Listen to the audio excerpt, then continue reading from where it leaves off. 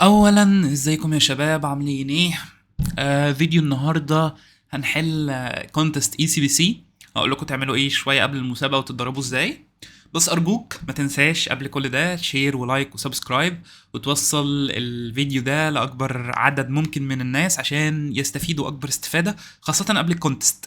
يعني الكونتست اعتقد بتبقى في شهر 9 وشهر 10، فبجد هيستفيدوا من الفيديوهات دي ان احنا نحل جيمات كونتستات زي اللي انت هتدخلها بالظبط. فده هيكون مفيد جدا. طب حلو قوي. انا هشرح الحل. طب انت مش عارف الحل ده اصلا انا بستعمل ايه او ايه التوبكس؟ تقدر تخش على موقعنا مستر الجوريزمز، هتلاقي كورسات معموله للقصه دي. اتكلمت عن الحاجات الشهريه والحاجات اللي موجوده لو انت تشتري كورس مدى الحياه او تشتريه في الشهر ب 500 جنيه شهريا. فيعني طيب دي حاجه كمان. لو انت برضو مش مناسبك المحتوى المدفوع تقدر تشوف المحتوى المجاني. طيب تعالى نخش بقى في الموضوع على طول. بص يا سيدي، دلوقتي احنا على مستر كود فورسز بنعمل ايه؟ بنيجي على حاجه اسمها جيم. ايه جيم ده؟ دي مسابقات. بص هتلاقي مسابقات جامعات.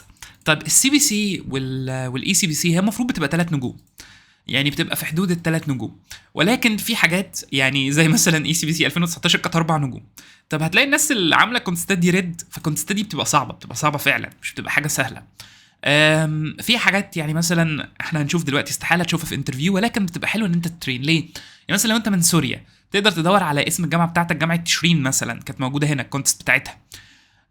بتختار الديفيكولتي 3 مثلا تو 3 وتختار الكونتست. انا مثلا هنا سيرش على اي سي بي سي. اي سي بي سي اللي هي ايجيبشن كومباتيتيف. بص لقيت اي سي بي سي الكونتست اللي هي انا حليت نصها لغايه دلوقتي. هي دي اوفيشال اي سي بي سي كونتست ارب ريجن اي سي بي سي. الكونتست كانت صعبه ما كانتش سهله باي مقياس. هي كانت 4 نجوم. انا بصيت عليها واضح مثلا كونتستات الاي سي بي سي، لو انت داخل اي سي بي سي واضح ان هي بتبقى 4 نجوم، فانت محتاج تترين على 4 نجوم. ده يديك برضو ايه انديكيتور هتدرب ازاي. طب ايه المشكله؟ بيبقى في الابسولف. طيب دخلت كونتست مثلا زي دي وما لقيتلهاش ابسولف. دلوقتي في طرق كتير تجيب بيها ابسولف. في واحد هيقول لي هستعمل اي اي وبتاع، اقول لك الاي اي ما بيحلش مسائل، وهوريك تجارب عمليه الاي اي اتعمل ازاي. طيب انت بتعمل ايه قبل ما تخش تابسولف الكونتست؟ بتخش الكونتست عادي انتر. هتلاقي الاول من غير انتر شايفين فيرتشوال بارتيسيبيشن دي؟ هو بيرفرش دلوقتي. انت هتدوس فيرتشوال بارتيسيبيشن. ايه فيرتشوال بارتيسيبيشن دي؟ بتختار وتقول ريجستر فور از ا تيم ممبر، وتختار التيم بتاعك. لو انت معاك تيم انتوا بتخشوا كتيم وتخشوا انتوا الثلاثه. طب ايه الفرق بس وانت في لو هتخشها كتيم هتخش الكونتست 5 ساعات زي الكونتست الاصليه. لو هي 5 ساعات هتبقى 5 ساعات، لو هي بس هي بتبقى 5 ساعات دايما يعني.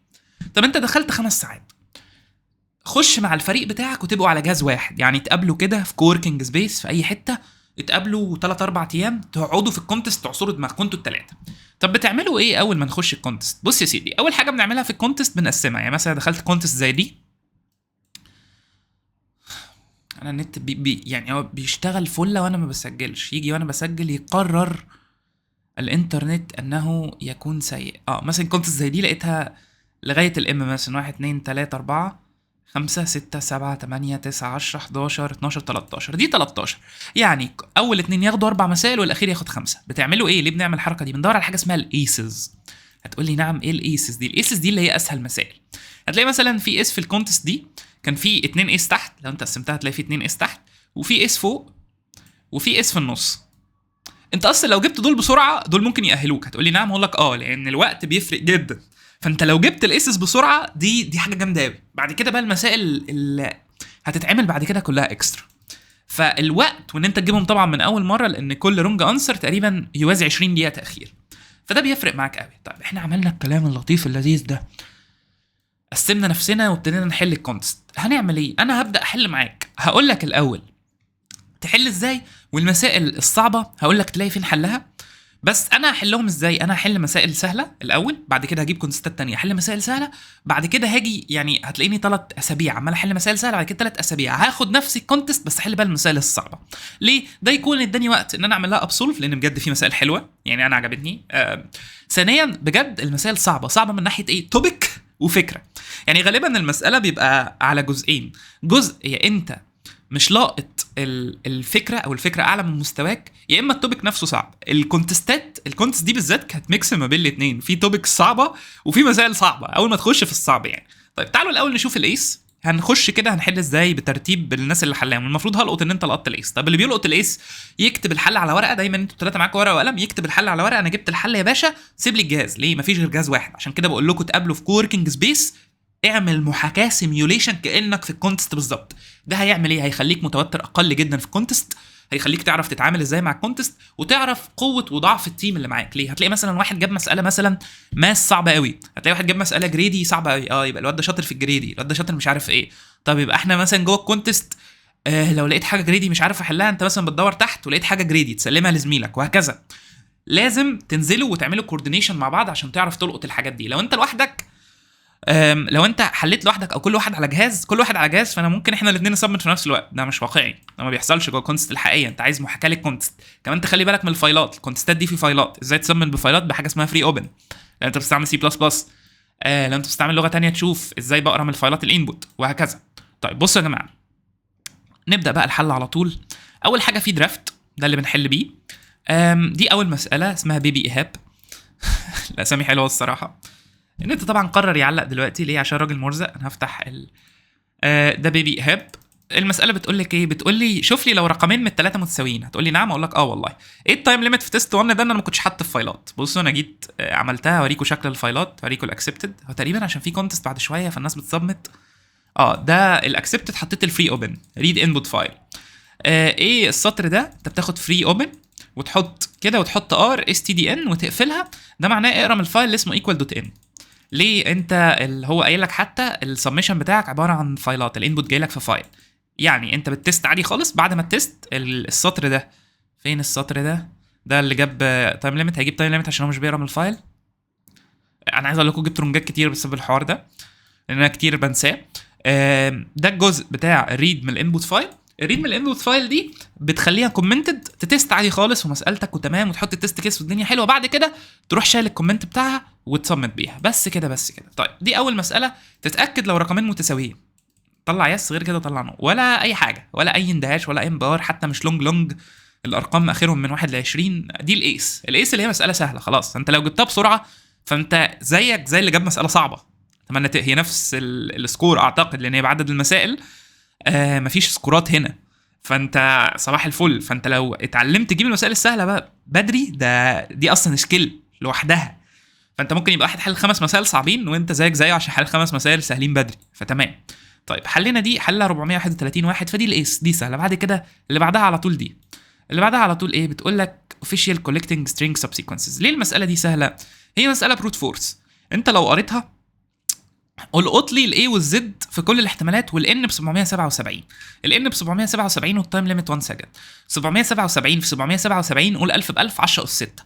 10 اس 6 والثانيه ب 10 اس 8. 10 اس 6 ده اقل من 10 اس 8. يبقى التايم بتاعي هعملها ان في ان. هتقول لي بس ان في ان في تي، هقول لك 10 اس 6 في 44 يا عم، 44 مليون. 44 مليون ده اقل من 10 اس 8. 10 اس 8 اللي هو 100 مليون. 44 مليون اقل من 100 مليون. بالبساطه دي اقول لك بالبساطه دي. انت التايم ليميت بتاعك 100 مليون، انت بتشوف انت بتاخد قد ايه تقريبا. يعني ايه 1 سكند؟ يعني الكومبايلر بيعمل تقريبا 10 اس 8 عمليه في الثانيه. طب بتعرف المعلومه دي منين؟ بتنزل على الكود فورس. زمان كان 10 اس 7 على حسب قوه الكومبايلر اللي بيستعملوا كود فورسز. اسال في المسابقه، اعتقد ال1 سكند في المسابقه ب 10 اس 7 او 10 اس 8، بتبقى نفس الستاندرد بتاع الكود فورسز. بس انت بتحسب على 10 اس 8 دلوقتي، وانا حسبت على كده وجت اكسبتد، فتمام يعني. فانت بتحلها عادي جدا، نستد لوب، بتجرب كل الاحتمالات from A to Z. بس تعمل ايه؟ لوب جوه لوب، وتجرب كل الاحتمالات عادي جدا. دي حاجه اسمها بروت فورس. طب التكنيكس دي لو انت مش عارفها وما استعملتهاش على الكورسات بقى، هتلاقينا بنستعملها. ده حتى في اول ليفل يعني هتلاقينا حلينا حاجات بروت فورس عادي جدا. ازاي تعملها ده وتلقط اللاست اندكس وتنقص ده من ده عشان تجيب يعني كلام فاضي الصراحه. طيب نيجي في المسألة اللي هي فين احنا كده حلينا 378. هل في 300 تاني؟ في 367 بيبي and GCD problem. طيب المسألة دي ايه صعوبتها؟ المسألة دي صعوبتها، انا بقول لك الحلول على طول، انت تخش وتحاول تحلها لوحدك. ما تعملش زي كده، انا هدفي ابسولف معاك. المسألة دي صعوبتها ان انت تفهمها. لو فهمتها، انا على فكرة ما فهمتش اي حاجة من المسألة دي. انا فهمت من التست كيسز، لقيت ان هو بيعمل ايه؟ GCD متتابع. يعني انا قريت ميكس ما بين ان انا قريت وفهمت من التست كيسز.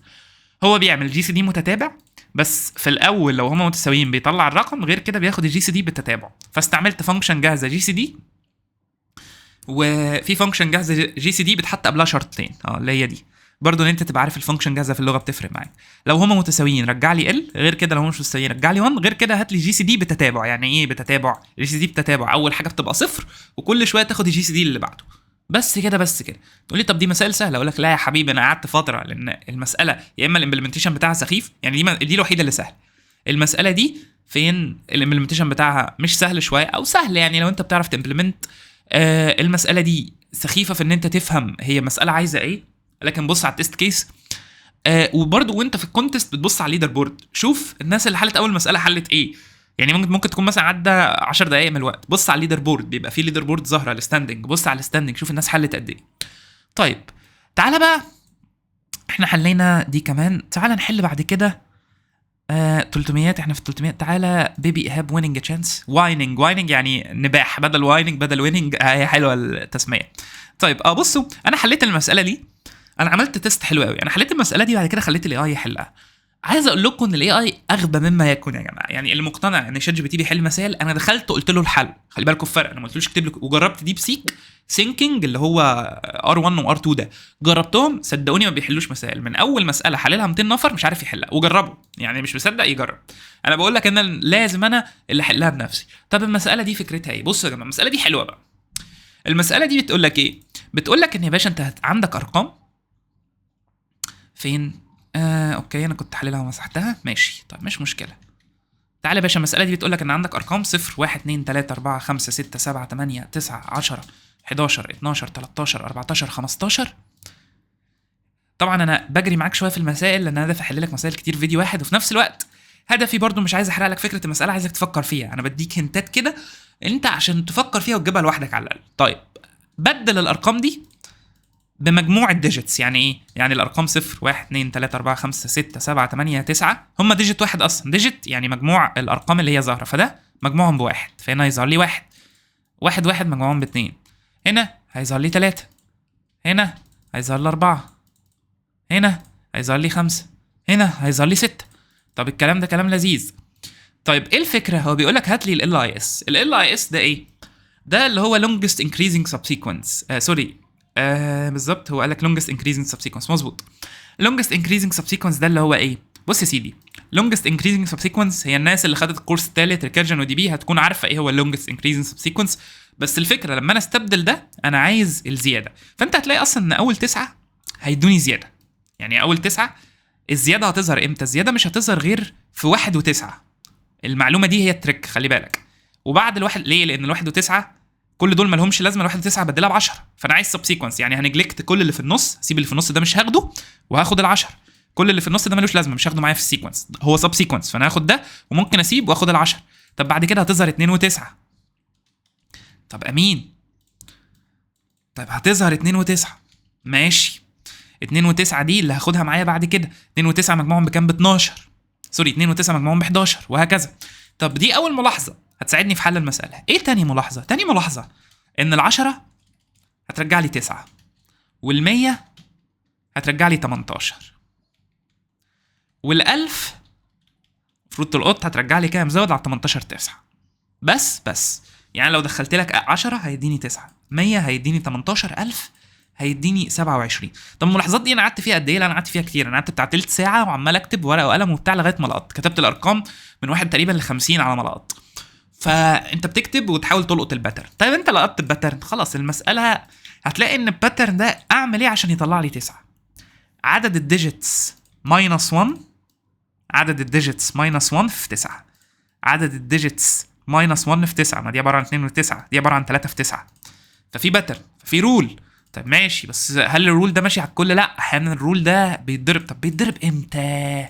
هي دي بقى التريكه اللي انت لازم تلقطها. هتلاقي ان في معادله كده في الاخر مع الديجيتس دي، بس انا مش عايز احرق لك الحته دي لان هي الحته دي حل المساله. هتلاقي ان انت بتماكسمايز ما بين حاجه، سوري بتماكسمايز ما بين حاجه وحاجه. انا طبعا مش فاكر الحل، المفروض يا جماعه انت ما بتفتكرش حاجه بتحلها. يعني اتمنى برضو دي نقطه، انت بتفكر. يعني انا بقرا المساله، انا كل مره بحل مساله. على فكره انا الكونتست دي انا دخلتها لايف، الناس اللي مش عارفه انا دخلت الاي سي بي سي لايف، هتلاقي على لينكد ان بتاعي. فالكونتست دي انا كنت موجود فيها. انا مش فاكر المسائل ولا احلولها عادي، بالعكس انا حليت المره دي مساله ما كناش حليناها المره اللي فاتت. ليه؟ لان حضرتك المفروض مش تفتكر المساله، المفروض حضرتك بتفكر، مش فاكر حلول. انت بتفكر وتحل عادي جدا. طيب فده حل المساله. طيب انا عشان اتعبك شويه انا هظهر لك الحل ثانيه كده واقفله عشان تتعب شويه توقف الفيديو. بس في نفس الوقت انا عايزك ايه، تجتهد شويه في حل المساله ارجوك. ليه اجتهد شويه في حل المساله؟ لان انت مش هتستفيد اي حاجه لو انا اللي حليت. اتعب شويه في حل المساله. ده الحل بتاع المساله بالظبط، ده القانون، ودي حته من القانون. القط بقى ايه اللي حصل، ايه ده، ليه ده فاليد وليه ده فاليد برضه، يعني القط ليه ده فاليد وليه ده فاليد. فيعني بس ده كل اللي انا اقدر اقوله لك. القط ليه ده فاليد وليه ده فاليد وخلاص، بس وليه اللي انا بعمله ده فاليد في اصلا انا بماكسمايز، بس كده بس كده.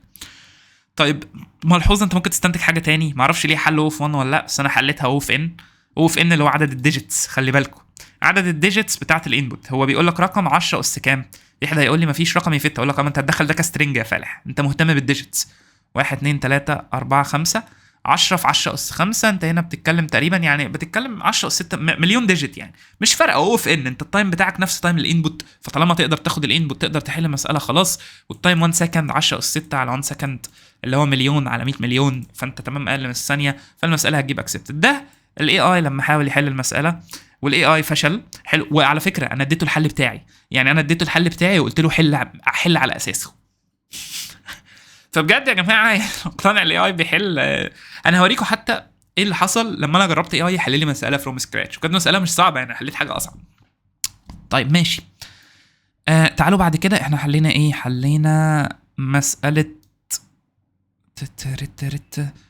ماشي 367. بعد 367 في 267 بلانتس ووترنج. دي مساله سهله، انا بالنسبه لي كانت سهله قوي. انا يعني خلي بالكم برضو على حسب انت بتترين على ايه، يعني انا عشان الفتره دي بحل مسائل من النوعيه دي، فالمساله دي كانت بالنسبه لي سهله قوي. بصوا طبعا ران تايم عشان ما حطيتش الانبوت. بصوا المساله دي سهله ليه؟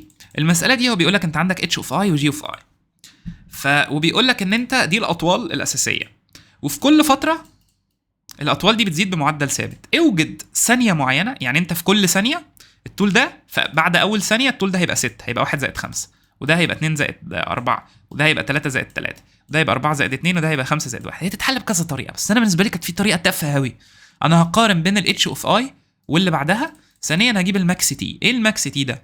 هفهمك يا سيدي. بص يا سيدي، فكره المساله دي مش عارف انا كتبت الشرح بتاعنا، انا كنت كاتب شرح الحاجات دي بس تقريبا مسحته. بص يا سيدي، فكره المساله دي ببساطه شديده ان انا عندي فوق اتش اوف اي، انا عايز at some moment figure the t، انت عايز find t where all h of i اكبر من h of i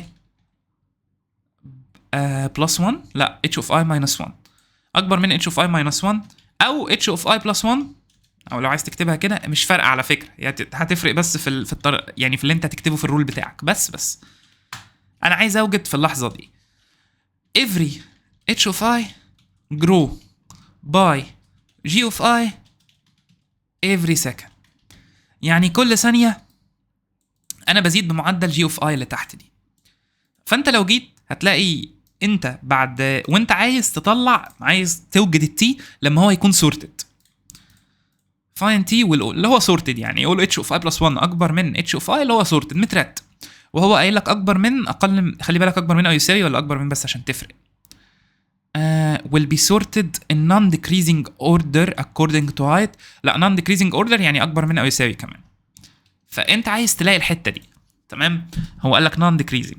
طيب فانت الحته دي هتعمل ايه؟ هعملها ازاي؟ انا محتاج اعرف الفرق ما بين اللي بعدي، ومحتاج اقارن كمان الجي، ومحتاج اشوف كل واحد. انا بحسبه كده هقف على كل واحد، هشوف اللي فوقي ده تمام.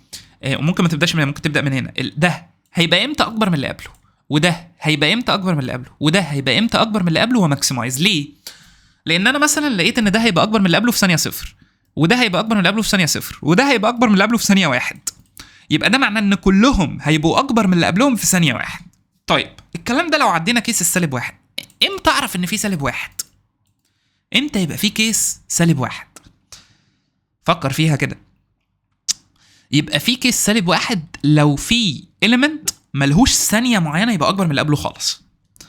لو في element عمره ما هيبقى اكبر من اللي قبله، لا هو دلوقتي في الثانيه صفر اكبر من اللي قبله، ولا at some moment هو هيبقى اكبر من اللي قبله. بس كده بس كده، وانت محتاج تماكسمايز التي. وعلى فكره تقدر تتشيك، يعني اللي انا عملته انا فاكر، مش فاكر الصراحه، تقريبا عملت تشيك على كيس -1 انا من يومين. ده الحل ده من 3 ايام، كان احنا النهارده يوم 5 ماشي. فانا مش فاكر الامانه، بس انا عملت التشيك ده وكتبت الرول بالبساطه دي والبساطه دي. مش هوريك الكود، انا شايف ان هي سهله الصراحه يعني عشان ايه اريحك كده من القصه دي. ماشي. طيب المساله دي ما جربتهاش على الاي اي، بس انت ممكن تجربها على الاي اي تشوف هيعمل معاها ايه. بس انا اعتقد يعني مش عارف، لو انت في مساله عليه كود شبهها، لو اديته مساله عليه كود يحلها الاول واديته المساله دي، اعتقد هيعرف يجيبها. طيب يعني انا جرب، خلي بالكم انا هبهركم دلوقتي، هوريكم الاي اي عمل ايه في المساله دي انا قايل له الحل وما حلهاش يعني، بس ماشي. طيب احنا كده عملنا كل حاجه. حلينا بلانتس ووترنج، بعد كده في اي بي سي. اي بي سي دي انا قعدت فيه، كانت بالنسبه لي اصعب بكتير يعني. انا حليت دي كانت بالنسبه لي سهله، اول ما شفتها جبت فكرتها، ودي انا المفروض جايب فكرتها، بس في عندي مشكله في الامبلمنتيشن بتاع السيجمنت تري دي. انا جبت فكرتها وقعدت كتير قوي مش عارف الايرور فين. المساله دي انا جبت فيها كام رونج انسر؟ ممكن 30 مثلا، حاجه كده. لا انا عايز اشوف جبت فيها كام رونج انسر دي، معلش يعني 40 رونج. جماعه انتوا المفروض تحيوني على الثبات يعني. لا انا راجل جايب 40 رونج انسر وشغال عادي تمام، حاجه محترمه جدا يعني. طيب المساله دي انا جبت فيها 40 رونج انسر. بصوا هقول لكم انا عملت ايه بقى، والرول ده اعتمدوا بيه على طول. اعتبره بروجكت، اعتبر المساله بروجكت وقسمها لفانكشن. ده اللي حصل. المساله دي بتقول لك ايه؟ بص يا سيدي، المساله دي بتقول لك باختصار، كان في سبيشال كيس هي دي اللي ضربه لي الدنيا. طبعا انا فاكر السبيشال كيس عشان عانيت فيها شويه. المساله دي بتقول لك انت عندك string، وانت عايز، انت تقدر تسواب اي اتنين في السترينج، تقدر تسواب اي تو كاركترز، بس بشرط لازم يكون انا بساوي اللي بعدي، او انا بساوي البي، او اللي بعدي ببي. طيب تمام. فانت محتاج الثلاثه كيس ده. انا عايز اللي بعدي s of i plus 1 equal b، و s of i equal a. انا وحش قوي في المسائل اللي فيها كونديشنز كتير. ليه؟ ده شغل بالنسبه لي اللي هو ورقي شويه، اللي هو انا فاهم الفكره، انا لقيت الفكره، بس انا في شغل ورقي في تيست كيسز. لما بقعد افكر في تيست كيس بتروح عم بزهق، مع ان انا اول ما كتبت ورقه وقلم فلا جبتها يعني. بصوا يا جماعه، s of i plus 1 يساوي s of i اللي هي الكيرنت. طيب ده معناه ايه؟ وانا داخل لي، خلي بالك، we only have a b c. يعني ايه؟ يعني احنا داخل لنا بس a b c. هتقول لي بس، هقول لك بس. الكلام ده كلام جميل محترم. اقول لك لا استنى بقى عشان في تريك يعني. بص يا سيدي، انا داخل لي بس اي بي سي، يعني انت مش هيدخل لك اي حاجه بره الثلاث حروف دول. طيب لو كلهم ايه؟ هرجع صفر، انا مش محتاج اعمل اي تغيير لان كلهم بيساوي اللي بعدهم، الكونديشن ده اتحقق تمام. طيب لو كلهم بي، برضه الكونديشن ده اتحقق، بس هو ما ينفعش اصلا يبقى كلهم بي، لان هو هيقول لك ات موست، هو قايل لك في المساله ات موست 1 بي. طبعا المساله دي حافظها لان 40 رونج انسر يعني، فانا ملسوع منها جامد. فات موست 1 بي، فانت كده اصلا برضه هتبقى الانسر بتاعتك صفر، مش تعمل اي تغيير. طب غير كده لو دخل لك سيهات امين، يبقى برضه الكونديشن بتاعك هترجع صفر. طب امتى هرجع -1؟ هو قال لي لو هو قايل لك في المساله رجع -1، لا ما ينفعش. برنت -1 اذروايز، لا ما ينفعش. طب امتى هرجع -1؟ في الكيس دي. بص كده الكيس دي داخل لي A و C. طيب هل اللي ورايا بيساوي، هل انا بساوي بي؟ لا. طب هل انا بساوي اللي بعدي؟ لا. طب هل انا بساوي اللي قبلي؟ لا. طب هل كلنا بنساوي بعض؟ لا. فلو دخل لي A و C مع بعض باي كاونتر ومفيش بي تفصل ما بينهم، ومفيش بي تفصل ما بينهم، هرجع -1. تقولي دي الكيس اللي هترجع -1؟ دي الكيس اللي هترجع -1. طب حلو قوي. طب ايه بقى الكيس اللي انا هبدا اعمل تغييرات؟ هي دي طبعا اللي هتلسعنا يعني. دول شويه كونديشنز كده هتحطهم ولسعوني برضه يعني. انا جبت رونج انسر كيس 63 بسببهم، كنت شاكك في حلي، بعد كده رجعت بصيت على لقيته صح وهكذا. طيب بص يا سيدي، التركه في ايه؟ التركه في الاتي. انا لو دخل لي عدد ايهات وعدد سيهات معينين، لازم يكون في بي في النص، فانا في بي.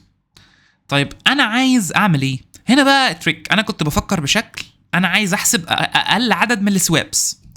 فهنا بقى انا قسمت بروبلم لكذا بروبلم. يعني انا قسمت ان اصلا انا هعد، بعد ما اعد هعمل فانكشن، الفانكشن دي اسمها ميني سواب. بس انا فكرت بطريقه مختلفه. انا في الاول كنت بحسبها بشوف اللوكيشن بتاع البي، بشوف البي دي اللوكيشن البوزيشن بتاعها فين، وابدا احسب.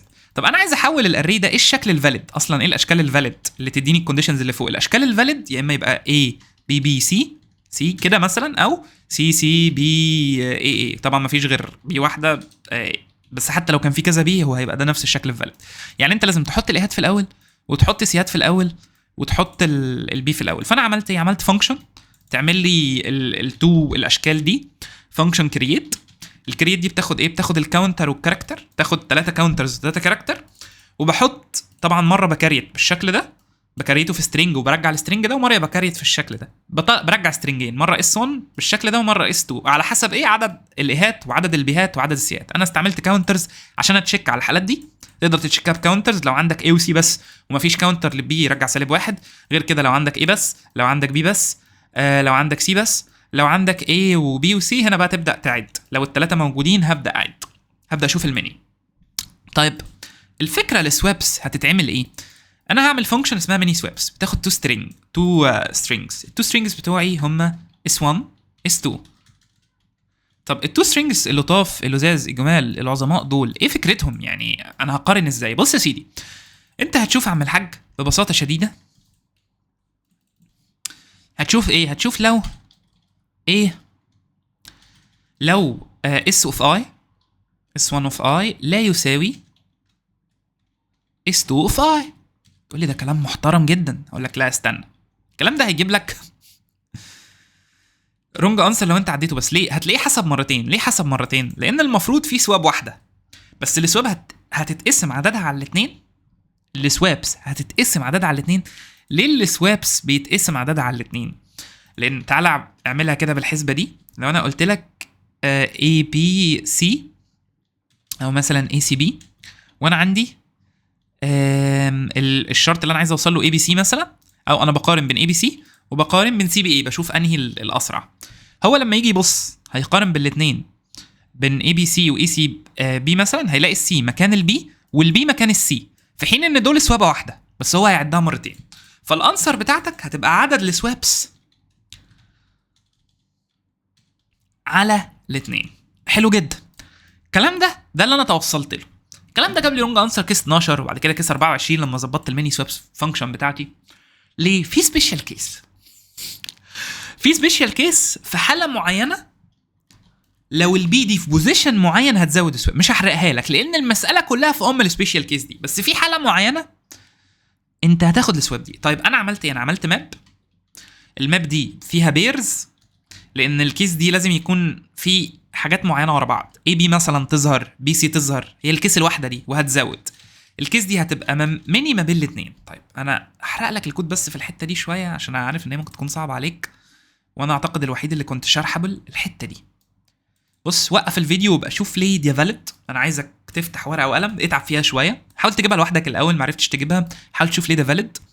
بس هي دي الكيس اللي بزود عليها سواب، يعني لغايه هنا تمام. هي دي الكيس اللي بزود عليها سواب. طبعا الفانكشن طلعت عين اللي جابوني، يعني استعملت فريكونسي ماب، فكره الفريكونسي اري. بس اول ما قسمت المساله، بص قسمت المساله لاجزاء، كريت سترينج مش عارف ايه، حلتها. اعتبرها بروجكت، قسمها الفانكشنز، حلتها على طول.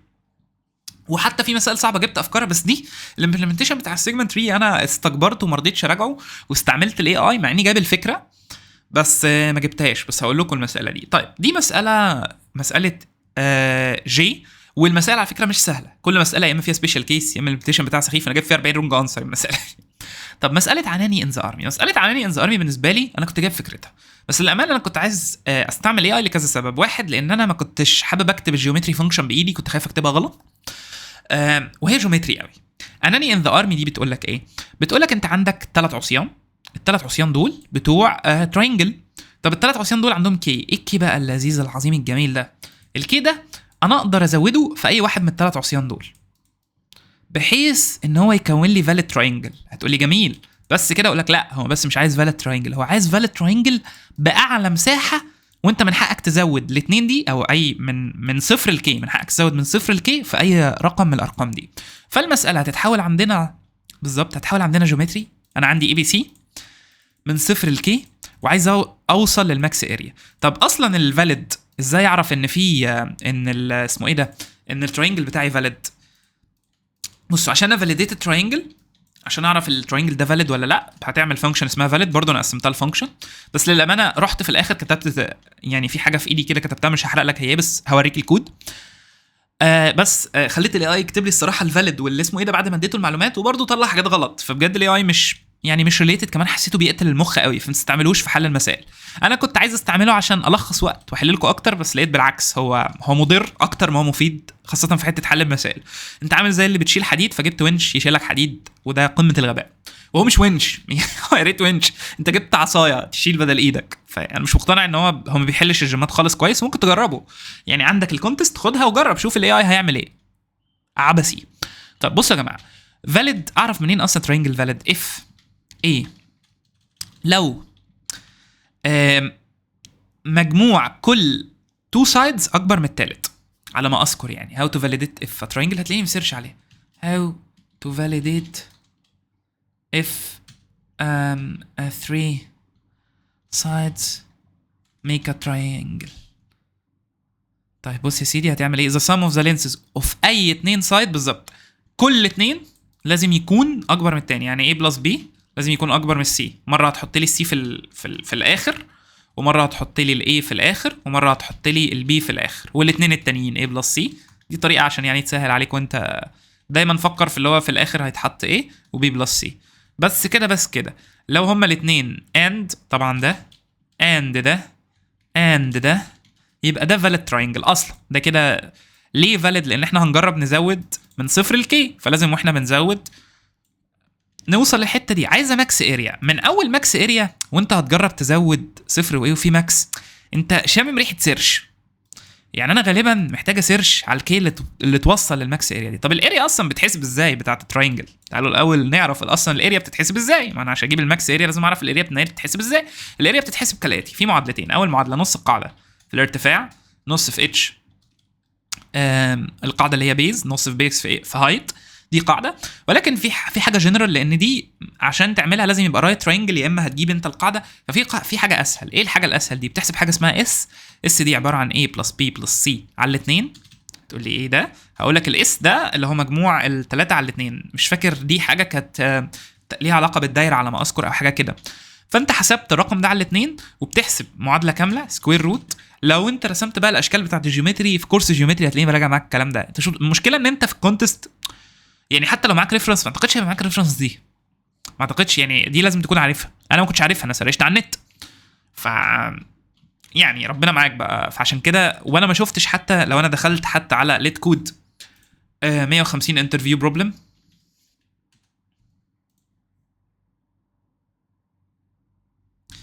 مش هتلاقي اصلا جيومتري. يعني انتوا مش هتلاقي جيومتري في الموضوع. وفي توبك تاني كمان على فكره، ده مش جيومتري بس، ده جيومتري ده ان انت تعمل الحاجات البيزك. احنا حتى الان على فكره ما اتكلمناش في الفكره، احنا حتى الان بنقول ازاي نجيب الاريا، ازاي تعرف اصلا تراينجل فاليد، كل ده حاجات لسه ما اتكلمناش في الفكره خالص. طيب هي سكوير روت عن ايه؟ اس ماينس ايه اس في اس ماينس ايه. انا كاتب المعادله فوق. اس في كل حاجه ماينس في الاس نفسها بتتضرب في الاس دي ماينس كل واحد من دول. بس كده بس بالظبط، الاس بتتضرب في الاس دي ماينس كل واحد من دول. وقول كده بحاجات تسهل عليك الطريقه. فدي كده الاريا بتتحسب بالشكل ده. دي الاريا. انا لازم برضو فاليديت ان الاريا ماكس، وفي فاليد فانكشن اللي احنا عملناها هنا. طيب ده كلام محترم. انا كل ده لسه ما عملش تشيك على الباشا ده. طب في معلومه لازم تكون عندك كمان. بص بقى يا سيدي، الفانكشن الاريا دي عشان انت تسيرش، انا ممكن اسيرش اجرب الاكس على كل سايد واعمل سيرش على كل سايد واطلع الاريا لكل سايد، يبقى عندي 3 باينري سيرش. بس في مشكله في الفانكشن دي. الفانكشن دي حاجه اسمها يوني موديل فانكشن او يوني موديل فانكشن على ما اذكر الاسم صح. يعني هي فانكشن سعوديه وبتنزل كده. دي فانكشن الاريا. طب المعلومه دي هتعرفها منين؟ انت لازم تاخد وتجرب وتزود وتحسب الاريا. يعني خد الباشا ده حط عليه 1 واحسب الاريا، حط 2 واحسب الاريا، حط 3 واحسب الاريا، حط 4 واحسب الاريا، حط 5 واحسب الاريا. هتلاقي الاريا بتفضل تزيد لبوينت معينه، بعد كده بتنزل. تقول لي نعم، اقول لك هتقول لي طب يا نهار اسود، طب انا اعمل ايه؟ يعني انا لو القصه دي انا اجيبها ازاي؟ اقول لك بص يا سيدي، لما بتشوف الشكل ده انت مش بتستعمل باينري سيرش، انت بتستعمل حاجه اسمها تراينري سيرش. تقول لي نعم، هقول لك بتستعمل تراينري سيرش. تقول لي انت بتهزر، اقول لك والله ما بهزر، يعني انت بتستعمل تراينري سيرش فعلا. طب ده الحل بتاعي. ده الحل اللي انا حليت بيه المساله دي. في حلول تانية في ناس حلتها من غير التراين سيرش. في حل جيومتري، اكيد انا واثق ان في حل جيومتري. في ناس قالت لك تاخد اقل سايد وتجرب، وهنا بقى ممكن الاي اي يبقى مفيد شويه. انت تشوف اكواد الناس التانية بعد ما انت تحلها، وتجرب تاخد اكواد الناس التانية دي وتديها للاي اي، تقول له مثلا هات لي الفكره بتاعت الكود ده، او الكود ده بيعمل ايه لوجيكالي. فالمفروض ان هو يبقى كويس في حاجه زي دي، اتمنى يعني. انا ما جربتوش لسه في حاجه زي دي، بس انت جربه. طيب ده بالنسبه للمستر تراينري سيرش. طب حلو قوي. طيب فاحنا هنستعمل تراينري سيرش على كل سايد، على كل سايد من الثلاثه دول عشان نوصل للفكره دي. هوريك الكود بتاعها لان برضه هي مساله سخيفه شويه. طبعا انا كنت بجيب رونج انسر تيست 2 بسبب حاجات في الفيكسد ديسيمال وحاجات في تراينري سيرش. الاي اي كتب تراينري سيرش غلط، يعني انا اديته الفكره وديته تراينري سيرش كتبها غلط. فانا دخلت على هاكر ايرث، خدت تراينري سيرش منه وكتبت التراينري سيرش بايدي اللي هو كور الفكره بالظبط. هاكر ايرث تراينري سيرش. خدت التراينري سيرش ده. في حاجه اسمها تراينري سيرش على دبل كمان. احنا بنسيرش على دبل. السيرش على دبل انت بتسيرش عادي بس بتعمل تشيك، بتمشي لفاليو معينه عشان الفيكسد او الحاجات اللي بتتشال دي. حاجه اسمها سيرش على دبل، زي باينري سيرش على دبل. هتلاقي عليها مقال برضو على الكود فورسز. لو انت كتبت باينري سيرش اون دبلز كود فورسز هتلاقي في مقال كامل على الموضوع بالظبط. باينري سيرش اون دبل بالظبط. هتلاقي طريقه بالابسلون. فين انا عايز اوري الابسلون. وفي طريقه بالاتريشن بالظبط. ايه الطريقه دي؟ وفي بوست تاني تقريبا، في بوستات تانية بالظبط. في طريقه بالابسلون. اوكي ده في الكورسات القديمه. انا عايز اوريكم كان في واحد كان في مقال حلو قوي احلى من كده انا فاكره، كان بيوريك ازاي تباينري سيرش على دبل بالظبط. هو انت هتمشي لشويه اتريشن وجايب لك مسائل، بس دي حاجه اسمها انت بقى هتعمل هي نفس الفكره اللي بتطبق على الباينري سيرش، تبقى تراينري سيرش بس على دبل. باينري سيرش اون دبل بارلل. في حاجه اسمها بارلل باينري سيرش، ماشي دي قصه تانية بس ماشي. عامة هو ليها طريقتين، يا بتستعمل حاجة اسمها إبسلون، أنا مش عارف اللي مش موجودة هنا بس يعني تقدر تسيرش عليها، أعتقد هتلاقيها موجودة برضو على هاكر ايرث. تمام. فأنت على الدبل هي نفس الفكرة، بس بدل ما تستعمل لوجيك التراينري سيرش تستعمل لوجيك الباينري سيرش جوه اللوب بتاعتك عادي خالص. وبس كده بس كده بالبساطة دي. بالبساطة دي. طيب حلو قوي. في ناس هتقولي بس ازاي 200 الباينري سيرش هياخد اطول؟ اقول لك لا يا حبيبي، الباينري سيرش في الورست كيس هياخد 64 لو انت لونج هياخد 64 لفه. انت بتديله لفات اكتر عشان الفيكسد الحته اللي هي بتطلع بعد الدوت دي فكرتها. دي فكرتها، بس بتعمل اللوجيك بتاعك عادي خالص، بس بدل ما انت حاطط وايل لوب وايل ال اقل من لا انت شغال هنا عادي خالص وبتماكسمايز الفانكشن. طيب تعالى اوريك الكود. طبعا انت هتلاقي ده كانت بالاي اي، بس انا كتبت تراين سيرش بس بيه. طبعا ده الاي اي هو عمل ستراكت وعمل قصه كده عشان يظبط الاريا ويظبط الفاليد ويظبط الكلام ده. وبعد كده انا عملت تراين سيرش على كل سايت طبعا. وانا حتى يعني هو ده كلام اي اي، بس حتى الاي اي كتبها بشكل معفن. يعني انا قلت له الفكره وكتبها بشكل زباله الصراحه. وفي الاخر التراين سيرش كان كاتبها غلط. هتلاقيني بالظبط نفس التراين سيرش انا ظبطتها اللي هو وظبطت الفانكشن. هتلاقي نفس الفانكشن اف 1 اقل من اف 2 وظبطت البيست. فاللي هو حرفيا هو حتى كتب يعني كتب اهم حته في اللوجيك غلط. وطبعا عامل حاجات اكسترا زياده. يعني انا مش فاهم انت ليه عملت تمبلت وعملت كل ده. انا شايف المساله ممكن تعملها في 3 فانكشنز عادي جدا. فانكشن فاليديت، فانكشن اريا، وتعمل 3 باينري سيرش عادي خالص وتتشيك الاكبر اريا ما بينهم وخلاص. بس كده حرفيا يعني ماشي. هو اكيد عملها بستراكت عشان هو شغال مثلا يتشيك ان الاريا مظبوطه، بس ماشي يعني اوكي. ودي طبعا فانكشن الاريا اللي هي اس في اس بعد ما حسب الاس على الاثنين، وطبعا بتحسبها بدبل وهكذا. فيعني انا قلت ليه يمكن يكون مفيد في حاجه زي كده، ما كانش مفيد. هو جاب لي برده رونجات، بس انا كنت جايب فكره مساله، فهو بجد مش مفيد يا جماعه. طيب تعالوا بعد كده بقى بعد المساله عناني في مساله ايه تاني. احنا حلينا 1 2 احنا ايه ما حلينا؟ مش حلينا ده وحلينا ده. حلينا بلانس فوترنج، حلينا اي بي سي، حلينا بي بي ان جي سي دي، حلينا عناني ان ذا ارمي، وحلينا كولكتنج عناني سترينج سبسيكونس. تعالى لمساله ايهاب اند اكسور. بصوا انا هقول لكم الحل وهقول لكم حاجه اجمد. هقول لكم تلاقي الحلول منين، لان انا دلوقتي هنقل على كونتست ثانيه وهقول لكم تعملوا ايه لو ما لقيتوش حل. لو ما لقيتش حل الكونتست شوف كونتست محلوله. ليه؟ لان الكونتستات دي ليفلها صعب. يعني الكونتست دي لو انت دخلت على الانونسمنت انا جايب تايم ليميت اكسيدد اون تيست 59 مع اني جايب الفكره، بس ليه؟ عشان استعملت غالبا سيجمنت 3 اللي مش فاكر الامبلمنتيشن بتاعها، واستكبرت ان انا ابص عليه، بس غالبا هضطر ابص عليه. وفي حاجه في الاكس اور في تريك هنا. بصوا المساله دي فيها تريك حلو قوي. هو بيقول لك ايه، انت عندك رينج من ال و ار وعندك رينج من ال و ار برضه. هتستعمل مره اور ومره اكس اور على الرينج. انت اول ما تلاقي ان انا هعمل عمليه جمع وفي الاخر هتعمل جمعهم وفي رينج ال وار، دي سيجمنت تري، دي ريحه السيجمنت تري كده. طب بس ايه الفكره ان هو مديك عمليتين، السيجمنت تري بتشتغل على عمليه واحده. طب هتعمل ايه يا عم الحاج؟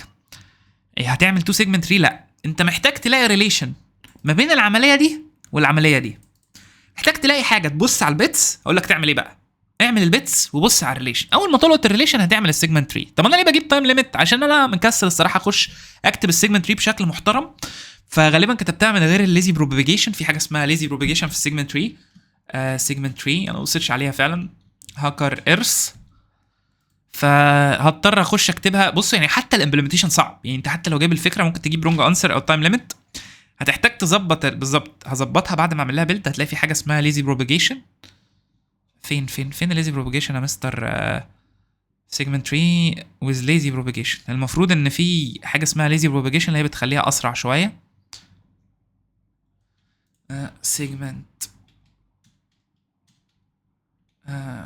على فكره بقول لكم معلومات كتير.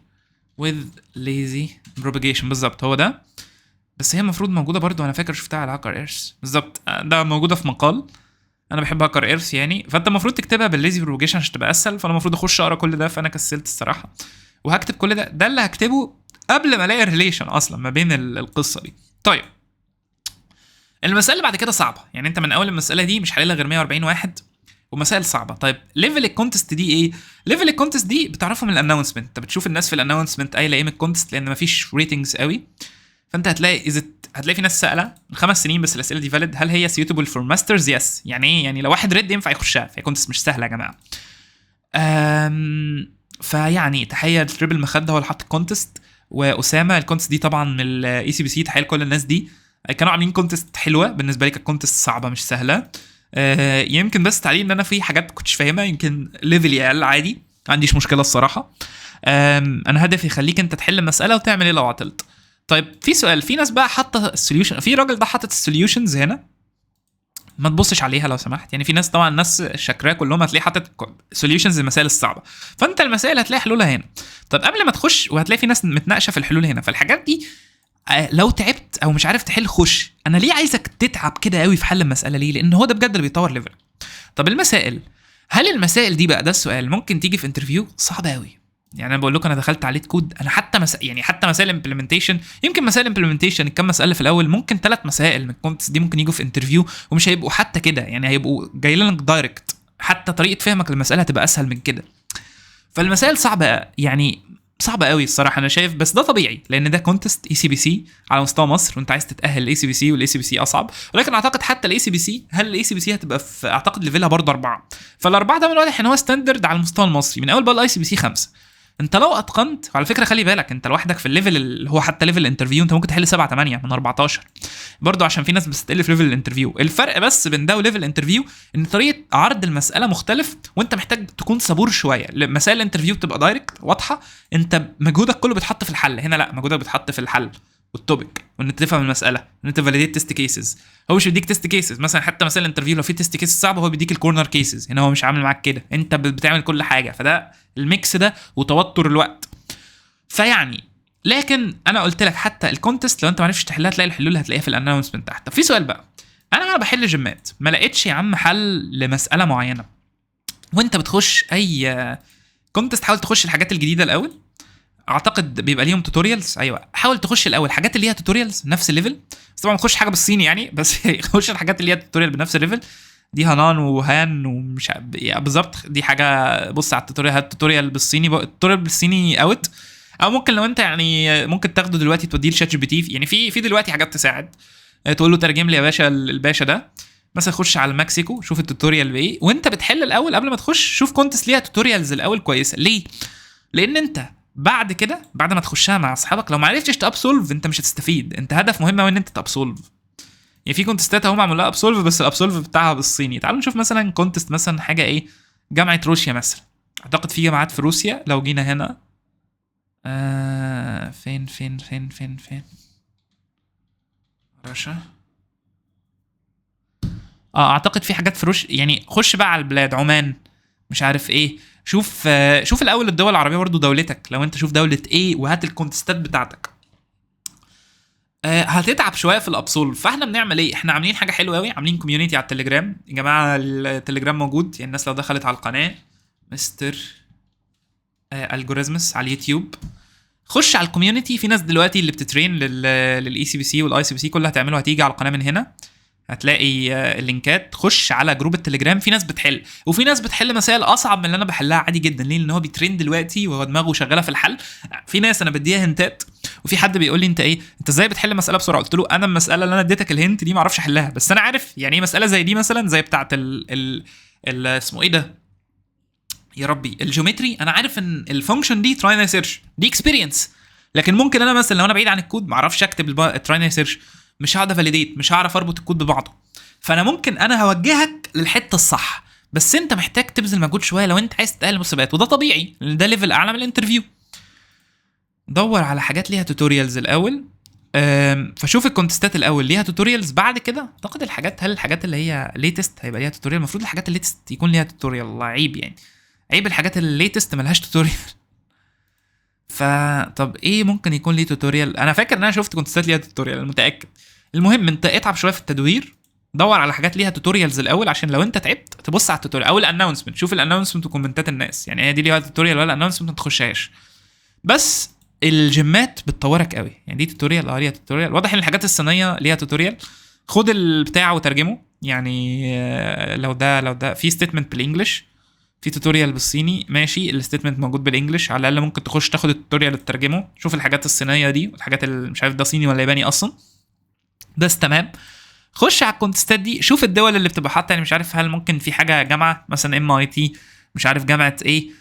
ليه مهم من الكونتستات دي؟ اولا ميزه الكونتستات دي ان في صعوبه في التدوير على الحل، فانت لو لقيت الحل، بعد ما تلاقي الحل انت المساله هتثبت في دماغك. وانت بتحل الاول ابدا بالليفلات اللي هي الثلاث نجوم. ليه خش في الثلاث نجوم؟ احنا في الاربع نجوم دلوقتي. 3 نجوم لان غالبا كونتستات السي بي سي اللي هي مستوى كليتك بتبقى 3 نجوم. بعد كده اول ما تتاهل الاي سي بي سي قبلها بشهر بقى، بيبقى عندك قبلها شهر تقريبا، اقعد انت وزمايلك بقى خش 3 4 كونتستات بس واعمل لهم ابسولف. صدقني دول ممكن يكونوا كافيين ان انت تتاهل او تعمل رانك حلو في اول مره. بس كده ده كل حاجه. يعني اعتقد ان انا اتمنى اكون كفيت معاك في الكونتست دي. ما تقلقوش هنرجع لكونتست اي سي بي سي تاني، بس بعد ما انا اكون حليتها حلو وجبت لكم الحلول بتاعتها. يعني حتى لو انا ما حليتهاش هحاول اجيب لكم حلولها. الحلول مش سهل الوصول اليها، ودي حاجه حلوه جدا بالنسبه لي، لان كده انت بتتطور فعلا. بس هنعمل ايه بقى؟ هناخد كونتست تانية المره الجايه نحل على نفس الليفل برضه 4 نجوم، نحل اول 7 اول 8، ناخد مساله كونتست كمان اول 7 اول 8. ده هيعمل ايه؟ هنكون اتعودنا على الليفلز دي، لما نيجي حتى نابسولف هنلاقي نفسنا حلينا مسالتين 3 احنا كناش عارفين نحلهم قبل كده. باي ديفولت كده ده هيحصل. ليه؟ انت اتعودت على الليفل ده، قعدت تحل فتره في الليفل ده، جيت لما تتنقل هتلاقي نفسك انت بتحل مسالتين 3، وبعد ما نحل مسالتين 3 مش هاخد نفس الكونتست، لا مسالتين 3 من كل كونتست من الليفلات اللي هي انت كده بقيت انترميديت. كده تستنى شويه او ممكن تعمل ده كتير، تيجي بعد كده تحل بقى اللي هم اخر 3 مسائل او اخر مسالتين اللي مفيش غير 11 او 10 حلينه. وده هيبقى صعب برضه لان دول عشان تحلهم بيبقى ناس حل مسائل كتير قوي ومجمعه توبكس كتير قوي وهكذا. طيب انا عايز احل مسائل على الليفلز دي ومسائل صعبه، تعمل ايه؟ بروك فارفون. انا قلت لكم عليه قبل كده الموقع ده. بس بروك فارفون هو برضه زي ما قلت لكم مش الانترفيو. هتخش حاجه زي الدايناميك بروجرامينج مثلا، هتلاقي ايه؟ بص كده تلاقي حاجه اسمها فلاتن ذا ميمو، eliminate dependencies parameter, skip useless states, rotate the recurrence, longest monotonic subsequence, solution bag optimization, matrix exponential, Kanath optimization, divide and conquer trick, convex hull trick, tree rerouting, sub tree يعني ميكس ما بين الجراف والديناميك بروجرامينج، sub tree, subset convolution. فيعني ده ليفل عالي احنا هنوصله في الكورس السادس على فكره. يعني هنحل المسائل من هنا، هنكون حلينا الليفلز دي. بس ده طبيعي لان انت هنا انت حتى هو نفسه حاططها ادفانسد. هو حتى من اول الانترميديت هتلاقي الانترميديت اصلا ده يعتبر ادفانسد بالنسبه للانترفيو. ولكن يعني ما اعتقدش ان في حد هيجيب دي بي على تري. دي بي ميكس ما بين دي بي وجراف في انترفيو صعب شويه. ولكن هنا بقى انت داخل في الادفانسد اللي هو في حاجات اصلا انت ممكن تكون ما سمعتهاش. بس حاجه زي بروك فارفون الناس بتترين عليه كتير، هتلاقي ناس بتترين عليه كتير من الناس اللي بتروح الاي سي بي سي، وهو موقع قوي والمسائل اللي فيه صعبه. وحتى لما تخش على المسائل انت ده توبيك عليه 10 20 مساله، فهو مثلا انت بتخش هتلاقي 25 مساله تقريبا بالظبط. المساله يعني مساله دي وسي واي واف ومش عارف ايه، مساله بقى مسائل اللي هو انت بتحل اخر حاجه في ديف 2. ده كل حاجه. يعني انا طولت عليك انا عارف، بس انا حاولت افيدك اديك الخلاصه بقدر المستطاع. بس كده ابتسم استمتع فيديوهات. لو عايز تتعلم التوبكس دي وتتعلم ليفلات واحده واحده، طبعا مش الليفل ده خالص، واحده واحده هتطلع لغايه ليفل انترفيو، هتحل مسائل انترفيو عادي جدا. ال 150 دول اللي هنحلهم كلهم اصلا واحنا ماشيين في الكورسات، احنا اوريدي بالفعل حلينا منهم، الناس اللي مش عارفه. فانت كده كده في من اول كورس ريكيرجن والدي بي ابتدينا نحل، انت شغال كويس جدا عادي جدا. الدنيا معاك تمام، هتحل مسائل انترفيو. ومش بس كده، من اول الكورس الخامس، من اول الكورس الرابع والخامس كمان هنبدا نطلع ليفلات ما بعد الانترفيو، ليفلات الجيمات اللي هي ليفل 3 وليفل 2 والقصه دي، الناس اللي عايزه بقى تروح الكونتست وتعمل حاجه كويسه في الكونتست. بس كده، ده كل حاجه. وابتسم، استمتع بالفيديوهات. ما تنساش الاول شير ولايك وسبسكرايب. ابتسم، استمتع بالفيديوهات. ويا رب الفيديو ده يوصل لكل الناس، يا رب كلكم تأهلوا للمسابقه، وسلام.